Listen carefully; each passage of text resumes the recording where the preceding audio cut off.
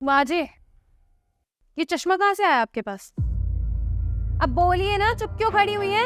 चश्मा कहाँ से आया है आपके पास? आसमान से टपका है या धरती से निकला है? वो क्या वो? अब मुंह नहीं खुल रहा है आपका? रिंकी, कलेश क्यों कर रखा है यहाँ पर? कलेश मैंने नहीं मचा रखा, कलेश तुम माँ बेटों ने मिलके मचा रखा है मेरी जिंदगी पे। कहाँ से आया चश्मा तुम्हारी माँ के पास? कहाँ से आया? तुम्हारे भी जुबान पे ताले लग गए, अब नहीं बोला जा रहा होगा ना? मैंने दिलाया माँ को चश्मा। क्यों दिलाया? सुबह तो तुम कह रहे थे कि तुम्हारे पास पैसे नहीं है, हैं? सुबह तो तुम्हारे पास एक फूटी कौड़ी नहीं थी जेब में, अब तुमने खुद ला करके माँ को चश्मा दे दिया। मैंने कोई माँ को मना नहीं किया सुबह चश्मा दिलवाने से। इनफैक्ट तुमने मुझे बोलने का मौका तक नहीं दिया, और जब मैं कुछ बोलना चाहता था तो तुमने अपने दर्द का बहाना बना दिया और मैं चुपचाप ऑफिस चला गया। और वैसे भी अगर मैंने अपनी माँ को चश्मा दिलवा भी दिया तो उसमें कौन सा पहाड़ टूट पड़ा। अब बात को खत्म करो, छोटी सी बात है। बात छोटी नहीं है, बात ये बहुत बड़ी है। आज तुमने चश्मा दिलाया, कल को तुम अपनी माँ की ख्वाहिश पूरी करने के चक्कर में ये घर भेज दोगे। मैं झोपड़ी में रहूंगी क्या? मैं नहीं चाहती कि मेरा बच्चा किसी झोपड़ी में पैदा हो। रिंकी, तुम बहुत ज्यादा बोल रही हो। हाँ बहू, तुम बहुत ज्यादा बोल रही हो। बेटा छोटी सी बात है, इसका बतंगड़ क्यों बना रही हो? बस बस माँ जी, आप तो रहने ही दीजिए। जब से आई हो ना तब से हम पति पत्नी के बीच में लड़ाई लगवा रखी है, आग लगा रखी है हमारे बीच में। पता नहीं कहाँ से आ गई मनहूस कहीं की। तुम्हारी हिम्मत कैसे मेरी माँ से ऐसे बात करने की? भूलो मत, मेरी माँ है। विनय, तेरी हिम्मत भी कैसे हुई है घर की औरत पे हाथ उठाने की? ये संस्कार दिए मैंने तुम्हें? अरे तुम्हें पता है ना वो पेट से है। पर माँ ये आपसे बदतमीजी कर रही थी। हाँ तो करने देने, बदतमीजी कर रही थी तो मुंह से भी तो समझा सकता था ना उसे।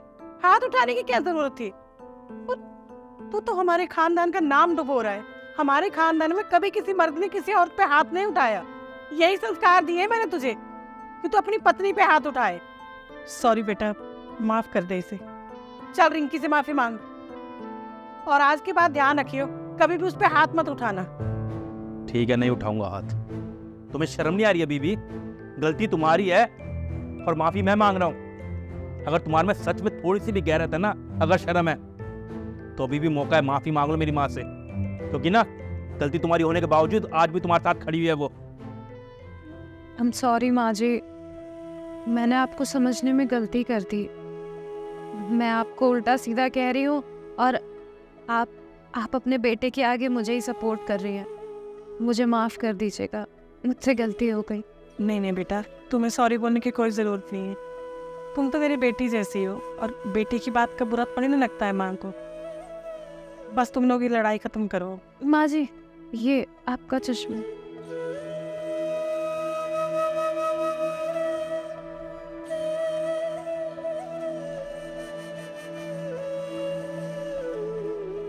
आप भी चाय पी लो, मैं डिनर की तैयारी कर रही थी।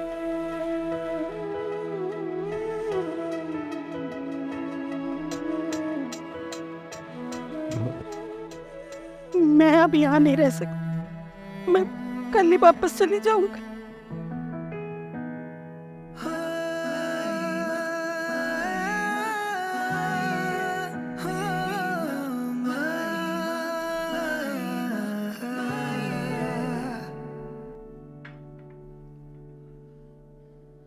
बेटा अब मैं वापस जा रही हूँ। वापस जा रही हो माँ? पर क्यों? आप तो 15 दिन के लिए आए थे ना, अभी तो सिर्फ 2-3 दिन हुए। हाँ बेटा, पर पता नहीं क्यों मुझे अजीब सा लग रहा है और मेरा मन नहीं लग रहा, इसलिए जा रही हूँ। माँ मेरे से कोई गलती हुई है क्या? मुझे माफ़ कर दो माँ, पर मुझे अपनी सेवा का मौका दो माँ, ऐसे मत जाओ। अरे नहीं भी नहीं बेटा, ये क्या बोल रहे हो तुम तो बहुत अच्छे हो बेटा, तुम लोगों ने मेरी बहुत सेवा की। ऐसी कोई बात नहीं है, बस पता नहीं क्यों अच्छा नहीं लग रहा और मेरी तबीयत भी थोड़ा ठीक नहीं लग रही, बस इसलिए जा रही हूँ। मैं फिर आ जाऊँगी। माँ जी, अगर आप ऐसे जाएंगी ना तो मुझे यही लगेगा कि आप मेरी वजह से जा रही हैं। आप प्लीज़ रुक जाइए ना, नहीं तो मैं तो गिल्ट में ही मर जाऊंगी। आप प्लीज़ रुक जाइए। नहीं बहू, ऐसी कोई बात नहीं है, तुम तो बहुत अच्छी हो बेटा। मैं फिर जल्दी आ जाऊँगी, लेकिन अभी मुझे जाने दो। विनय, मैं तुम्हारे हाथ जोड़ती हूँ बेटा, देख मुझे मत रो, मुझे जाने दे, मेरा मन कुछ अजीब सा हो रहा है। माँ फिर भी मुझे एक मौका तो देना चाहिए था आपको सेवा करने का। आपने तो वो मौका भी मुझसे छीन लिया।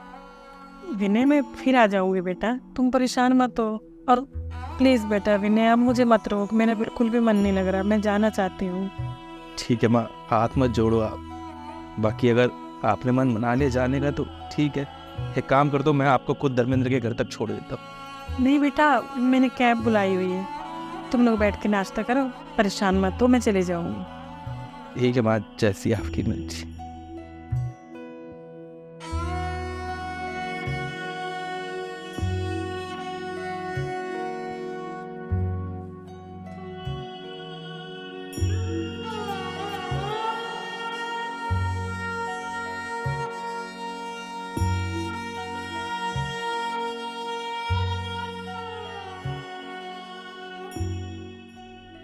अरे तुम चाय नाश्ता कर लेते विनय। अच्छा हुआ चली गई बुढ़िया, सर पे बोझ बनी बैठी थी।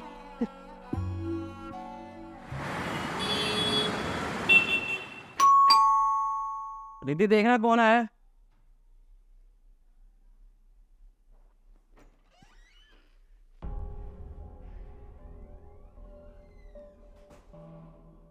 माँ आप यहाँ पर? लेकिन आप तो भैया भाभी के घर पे गए थे ना 15 दिन के लिए, अचानक से कैसे आ गए? क्या वो कोई बात है क्या? अरे बेटा, तुम लोगों को तो पता है ना, मेरा दिल कहीं नहीं लगता है, और तुम्हें ये भी पता है रिंकी मुझे बिल्कुल भी पसंद नहीं करती है। अरे छोटी छोटी बातों पे मुंह बना लेती थी, इसलिए मैं यहाँ चली आई। तो क्या भाभी भैया ने आपको वापस भेज दिया? माँ जी, तो आपके साथ उन्होंने बहुत गलत किया है, मतलब वो आपको 2 दिन नहीं रख पाए। धर्मेंद्र, ये तो बहुत बुरी बात है। वैसे माँ जी, बुरा मत मानना, भगवान ने उन्हें पैसा तो खूब दिया है, पर दिल ना बहुत छोटा दिया है। अरे नहीं, विनय और रिंकी तो रोक रहे थे, मैं ही जबरदस्ती आ गई। तुम्हें पता है ना, मेरा मन नहीं लगता है कहीं भी। और अच्छा ठीक है, मैं आप एक काम कीजिए, अपना सामान ले जाके अंदर रख दीजिए और हाथ मुंह धो के फ्रेश हो जाइए। ठीक।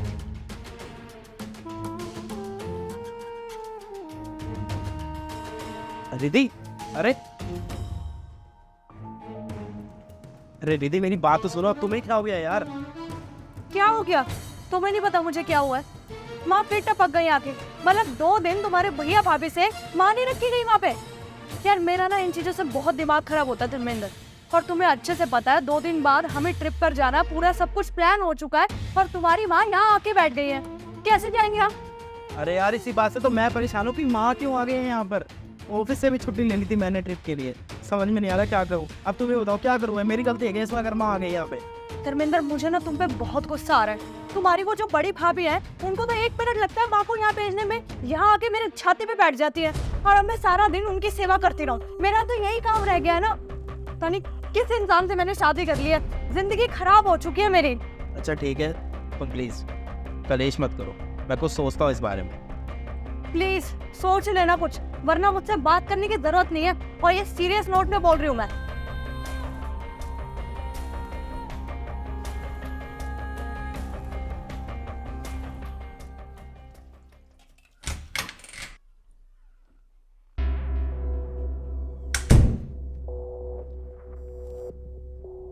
नमस्ते मैम साहब। आ गया तू? 4 दिन का कह के गया था ना, 12 दिन हो चुके हैं तेरे को गए हुए, और तू अब आया है। मैम साहब, मैंने साहब को बताया तो था कि हमारे परिवार में लड़ाई हो गई है ज़मीन को लेके। वो हमारे ताऊ के लड़के ने ना हमारी ज़मीन हड़पने की कोशिश की थी, उसी के चक्कर में लड़ाई हो गई, फिर कोर्ट कचहरी हो गया था, इसलिए टाइम लग गया। तुम लोगों के ना ये ड्रामे कभी नहीं खत्म होते। कभी तुम्हारे घर में कोई बीमार हो जाता है, कभी तुम्हारे यहाँ बाढ़ आ जाती है, कभी तो तुम्हारे यहाँ जमीन हड़पी जाती है। तेरे पास है भी जमीन, ये फालतू के बहाने बनाया जा रहा है। नहीं मैम साहब, मैं आपसे झूठ क्यों बोलूँगा? वो मेरे ताऊ के लड़के ने हमारे खेत की मेड़ तोड़ दी थी, और मेरा भाई छोटा है और मेरे पापा की तबीयत खराब रहती है, इसीलिए मेरा रुकना ज़रूरी था। और वैसे भी मैं हमेशा गया हूँ तो टाइम पे आया हूँ ना, आज पहली बार ही तो हुआ है ऐसा। अब मैं एक काम करता हूँ मैम साहब, मैं अपना सामान अंदर रख देता हूँ, उसके बाद 2-3 घंटे आराम करके फिर मैं काम कर लूँगा। अच्छा, 10-12 दिन का आराम कम पड़ गया क्या तेरे लिए? जो अभी भी तेरे को 2-3 घंटे आराम करना है, तेरे को आराम करने के पैसे देती हूँ क्या मैं? अब सामान यहीं रख, अंदर बाद में रखियो। पहले आके यहाँ पे बर्तन धो, और उसके बाद जाकर के अपना सामान रखियो, साफ सफाई भी करनी है। चल लग जा काम पे।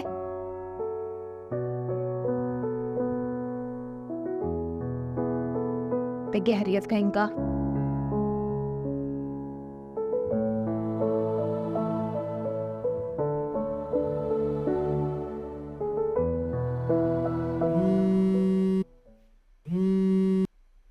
हेलो। हेलो साक्षी, हाँ रिद्धि बोल। यार एक प्रॉब्लम हो गई है यार, हम ट्रिप पे नहीं आ सकते हैं। तू ये क्या कह रही है? तेरा दिमाग खराब है क्या? मैंने अपने हस्बैंड को बोल के गाड़ी की सर्विस तक करा ली है यार। तू ऐसे एंड टाइम पे कैंसिल नहीं कर सकती, समझा कर। हमने गाड़ी की सर्विस अपने लिए नहीं कराई है। 2 लोग जाएंगे क्या सिर्फ गाड़ी में? हमारा इतना ज्यादा कन्विंस लग जाएगा। मैंने सोचा था कि हम 4 लोग गाड़ी में आराम से कंफर्टेबल होके जाएंगे, बहुत जगह घूम फिर के आएंगे, और तू ऐसे एंड टाइम पे प्लान कैंसिल नहीं कर सकती, समझ मेरी बात को। अरे यार वो धर्मेंद्र की माँ है ना, मेरी सासू माँ, वो वापस आ गई है। कह के तो गई थी मैं 15 दिन बाद आऊंगी, और 2 दिन में वापस आ गई है। और एक वो मेरी भाभी जी, वो तो वहाँ 1 मिनट में भेज देती है माँ को। सारा काम मुझे संभालना पड़ता है फिर। अब तो खुद सोचना यार, 2 दिन बाद हमें ट्रिप पे निकलना है, कैसे आऊँ मैं? देख साक्षी, मुझे भी पता है सारी तैयारियां हो गई, इवन मैं तो पैकिंग भी करके बैठी थी आधी, बट ये टपक गई ना यार, मुझे नहीं लग रहा हम ट्रिप पे आ पाएंगे। सॉरी यार। देख, मुझे ना कुछ एक्सक्यूज नहीं सुनने हैं। मैंने बोल दिया कि तू मेरे साथ चल रही है तो चल रही है, मतलब डन है तेरा, समझ गई? अब कैंसिल वैंसिल मत कर। तुझे जो हैंडल करना है ना, जैसे हैंडल करना है खुद कर। मेरी हेडक नहीं है तुझे, मेरी कसम है। हाँ, मैं फोन काट रही हूँ, बाय।